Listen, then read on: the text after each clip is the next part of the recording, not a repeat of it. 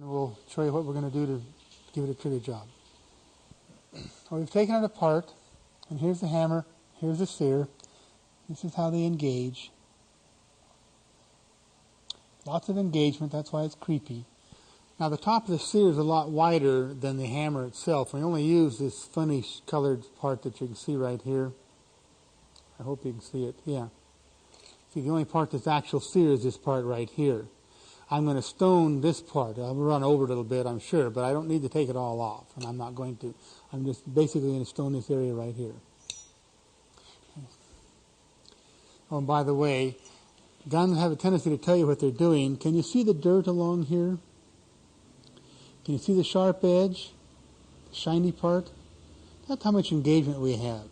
You see, I can chop, I know how much to go. I can chop some of that off, I know where I'm at. Well, now for something different. I guess they're all different, aren't they?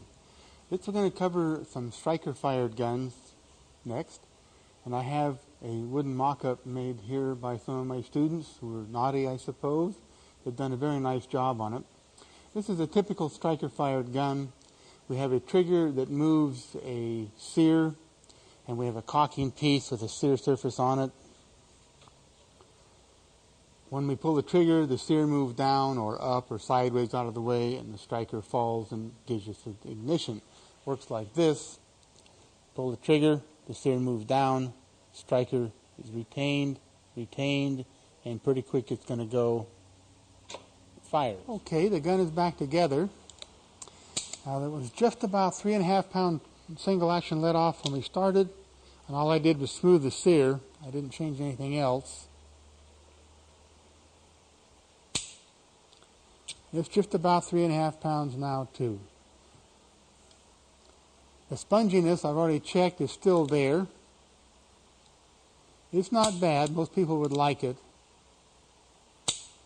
But it feels maybe just slightly crisper after I smooth that up. Or it gets twisted or flexed just right. It can conceivably fire. And in fact, on some of the guns a long time ago, they would. If it got squeezed hard and it flexed, they would go off. So you must maintain that minimum of 3 thousandths clearance, trigger pull, safety on. Trigger pull hard and safety on.